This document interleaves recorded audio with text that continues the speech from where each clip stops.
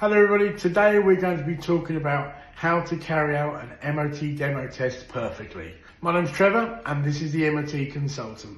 So, thank you for joining the show today. We're going to be going through the demo test. Now, we're going to go into quite a lot of detail, so this is quite a long video.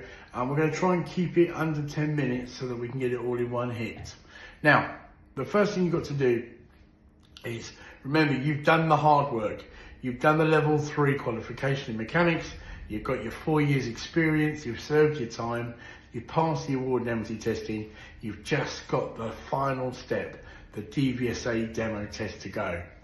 Now, what we're going to do is share some hints and tips. First thing you need to consider is when you book your demo test, you're going to be contacted by the DVSA. And it is likely that the person that you are contacting is going to be the same person that will come out to your garage and observe you. So try and be as friendly as possible with them. Certainly don't answer the phone with, "Oh, you bunch of clowns, I've been waiting 6 weeks for you to call me," because it's not going to go well for you. So on the day, you need to make sure you've got some key documents. You must have a basic DBS check. Now, a lot of people say, "Oh, I get a DBS check updated regularly because I used to be a taxi driver," whatever. They're not interested. The DBS will generally last a year, but the rules for the DVSA say it must not be older than 3 months at the time and the date of your demo test. So it's not expensive, it's about £24. It takes about 8 or 9 days to arrive in the post, some a little bit quicker, but you'll need to have your DBS with you. The next thing you need to have is make sure you've got your driver's license. Without a driver's license and that DBS check, they are simply not going to do your demo. And they're also going to ask for a copy of your MOT certificate. So the award in MOT testing, classes 4 and 7 or 1 and 2, depending on which demo you're doing. You need to have those documents. Now, the next bit of advice is look the part. So don't turn up wearing Jesus sandals, shorts, and a Bermuda short. I've seen somebody do that in Wellingborough once, and trust me, the DVSA stood there, folded his arms, looked him up and down and says, "Well, I'm obliged to give you an observation, but I'll tell you now you're going to fail it." It's as simple as that. Look the part. Wear safety boots, wear mechanic overalls, wear a high-vis jacket. If you want to wear the safety glasses, go for it, do it. But look the part. That's half the battle. They're going to make their impressions there and then, right at the beginning. So, you start the routine. Now, I'm not going to go into the routine in too much detail, but it's more about behaviours. So, the first thing you're going to do, one of the biggest things that the guys get wrong on their observations is actually section 0, which is the identifying the vehicle. So many of you guys make the mistake that they look at the front number plate, they write it down, they check the VIN and they start the MOT routine. Do not forget, check the rear number plate is the same as the front. It sounds ridiculous, but I know stories of where they are different and you have to identify the vehicle properly. Fail to do that and you're going to fail your demo. So don't make that silly mistake.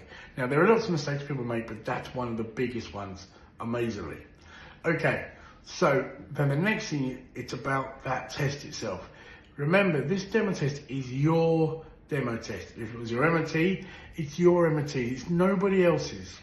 It's not the AEs, it's not the companies, it's your observation. It's your DVSA MOT test. So what you're going to do is you need to show that you're in control and give the DVSA officer confidence in your ability to do an MOT. So the first thing you can do is when you have your assistant, you can say very loudly and very clearly, "Assistant, please step into the vehicle." Okay, take ownership of it. And it doesn't matter whether you shout at the top of your voice, but certainly don't mumble it quietly. They want to see that you're in charge. They want to see clear, loud instructions between you and your assistant throughout it. So indicator on left, indicator on right, high beam, side lights, turn the wheel left, brake on, brake off, brake on, brake off. All of that must be very clear. They want to be able to hear it, okay? If you start being under a car and you're mumbling, it's almost as if you've lost your confidence and you're not sure what you're doing. The DVS officers will lean in and see whether you're making a mistake. However, if you're loud and clear, they'll sit back, and then they'll probably get distracted by pretty girls walking outside or somebody else doing a repair on a garage. That's great, that's fine. So, carry on your routine all the way through. Now let's just talk about what is in the routine. Now we could do lots of videos for you on this site, on the show, to show you how different parts of the routine, and we've got that coming up on a regular basis.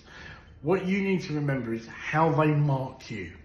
Now, many people don't realise that the marking system has been available for you from day one, and you just didn't realise. Now, most DVS officers, believe it or not, are not MOT testers. They've never qualified. They use a cheat sheet. Now that cheat sheet is available for anybody in the country to be able to access. So where you've been trained to use the MOT manual, you don't go in there. What you do is you go to the MOT testing station guide. Now at the very back of it, in section 8, there's a group A for motorcycles, class 1 and 2, and there's a group B for 3 to 7 classes, showing you what exactly they do. And it's broken down into the 11 sections. So section 0, identification of vehicle, and then 1, 2, 3, 4, 5, 6, 7, 8, 9, 10, with all the brakes, steering, suspension, etc. So what you need to do is look at that sheet and have a read. DVS officers can only fail you for something you do wrong on that list. If it's not on that list, they can't be failing you for your demo. So I know a story of somebody who failed somebody because they had a bracelet on. You know, it's just ridiculous. That's not a reason to fail somebody, okay? So go and find that list. That's all they can fail you on. Now, let's go forward. On that list, you are not allowed to make any mistakes that involve a dangerous or a major fault. If you do that, it's game over. You've failed your demo. So if you fail, what they don't tell you on any of the websites is if you fail your first attempt, you have to wait 10 days before you can try again. If you fail that attempt, you have to wait 6 months before you'd be allowed to have another attempt at it. And if you fail that one, oh my gosh, then you've got to do the whole course again. Okay? So make it count, guys. Get it right first time. Now, it's a real shame that they don't tell you that when you start on your journey to train to become an MOT tester. It's a real crunch time at the end. You only get those 3 attempts, but that 6 months delay is a nightmare because you will forget loads in that time. So try and make sure you get it certainly on your first attempt. Now, when they mark you, you are allowed to make no majors, no dangerous, but you're allowed 6 minor mistakes. And then those 6 will count as a pass, as long as you don't have more than 3 in any of the subjects. Now we're going to put a screenshot up in a second of the actual marking sheet, and I'll also do a screenshot of the testing manual guide where you can find it in the guide, so you can look it up for yourself. So that's going to come up in a second. So just pause there. So the first one will be the 10 sections. The next bit is the MOT testing station guide, and here you can see where it says all the different sections and what the DVSA are looking for. Okay, so you get to the end of your test, and as long as you've got less than 6 minors, or 6 minors or less, and you haven't exceeded the number of faults allowed per section, then you're good to go. You're nearly there. Last bit. Now, you normally will get about an hour and a half to do your routine. Trust me, your adrenaline is going to be pumping through you. And therefore, what will happen is you will go very quick. You'll probably do it in 30 minutes. Just breathe, slow down. When you get to the end, go through your check sheet and physically read it. Did I do that? Did I do that? Check you've done everything. If there is anything you forgot, get back in the car, put it on the ramp, and press the horn, or recheck the shocks, or put the handbrake on, or check the hazard lights with the ignition on and off. Do whatever you've missed, do it again. Okay, make a note of it. That's fine. You've got an hour and a half to do it. Now, once you complete that, like I said, you'll come out. the DVS officer will say, have you completed? Check your list again before you say yes.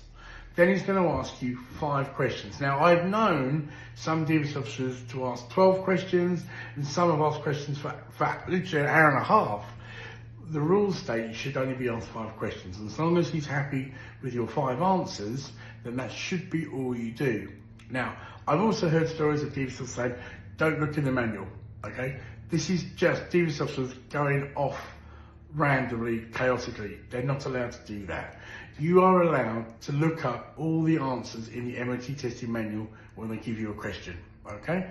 Particularly for those people whose English is not their first language, that's fine. The rules are the rules. You're allowed to use the MOT manual to look it up. So if you've got a DVS officer saying you're not allowed to look at the manual, you should object to it, because if they fail you, you can appeal on that. It's just not fair. Everybody's allowed to use the manual. Now, when you get your question, get them to repeat it and write it down if you need be, because a lot of things come into under interpretation.